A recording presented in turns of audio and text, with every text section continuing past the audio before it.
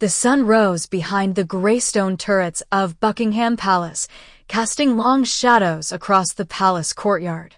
It should have been a peaceful morning in London, but inside the gilded walls of the monarchy, something unthinkable was unfolding. Chaos. Whispers.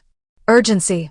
For the first time in centuries, the crown teetered on the edge of an unprecedented act, not of war or scandal, but of a son stepping forward to save his father and the realm. The king's disappearance. King Charles III had vanished. At first, it was dismissed as a security precaution. After all, the king had taken retreats before, short escapes to Balmoral or Sandringham when the pressures of the crown mounted. But this was different. He had not informed his closest advisors. His guards had not followed. His phone was switched off. Not even Queen Camilla knew his whereabouts. When the palace press office issued a vague statement about the king requiring rest due to exhaustion, the public barely flinched. But behind the scenes, the Privy Council was in uproar. Parliament was rattled. And Prince William, the Prince of Wales, stood at the eye of the storm. The secret letter. It began with a letter, hand-delivered and signed and left on Prince William's desk in Kensington Palace. It bore the royal seal, but an archaic one, not used since the days of King George VI. Inside, it read, "Your Majesty is in danger. The enemies are within. The time has come to act, not wait."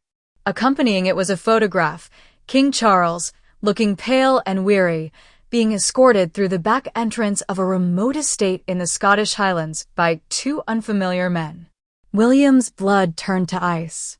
For months, he had watched his father struggle. The burden of the crown had weighed heavily on Charles since the death of Queen Elizabeth II. The politics, the media, the centuries-old expectations. Recently, Charles had become withdrawn, even paranoid. He spoke of shadows in the palace, of secret factions aiming to destabilize the monarchy from within. William had dismissed it as stress until now. Please subscribe to my YouTube channel. A council divided. The Privy Council convened in secret. Lords, ministers, and advisers gathered in the Queen's drawing room, the air thick with tension. Some believed the king had staged his own disappearance. Others suspected foul play. A few dared to whisper that the monarchy itself was under silent siege. But none expected what Prince William proposed next. "I will act as regent," William announced, his voice clear, resolute. "Not to take my father's crown, but to protect it and him." Gasps echoed around the chamber. Declaring a regency without the king's consent was nearly treasonous, even for the heir. "You would risk civil backlash, constitutional crisis," Lord Pembroke stammered.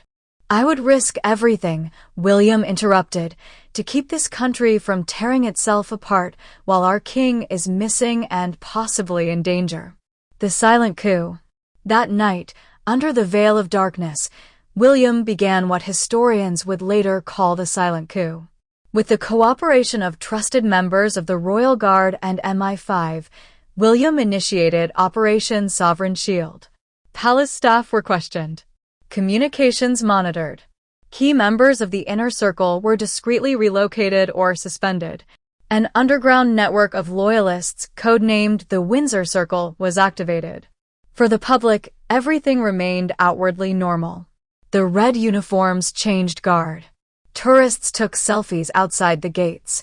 But inside, every hallway of Buckingham Palace hummed with the silent motion of an invisible war. The enemy revealed. Within days, William's intelligence officers uncovered a chilling truth. The king had been manipulated, isolated, and then spirited away by a faction of ultra-conservative royalists who believed Charles was weakening the monarchy by engaging too openly with reform and modern politics. Led by Lord Alastair Duncombe, a disgraced noble turned shadow power broker, this group sought to install a puppet crown under their control. They had chosen their pawn, Prince George, William's son, barely 10 years old. They believed that if King Charles was removed and William disgraced or forced into exile, they could enthrone the boy and act as regents. A child king, easily controlled. A return to an idealized, rigid monarchy of the past. But they had underestimated Prince William. Rescue at dusk. With intelligence pinpointing King Charles's location, a fortified estate in the Cairngorms, William personally led the extraction mission. Please subscribe to my YouTube channel. The raid was swift and surgical. Helicopters under royal insignia landed with precision. Royal guards neutralized the estate's private security. Inside, they found King Charles exhausted, confused, but alive.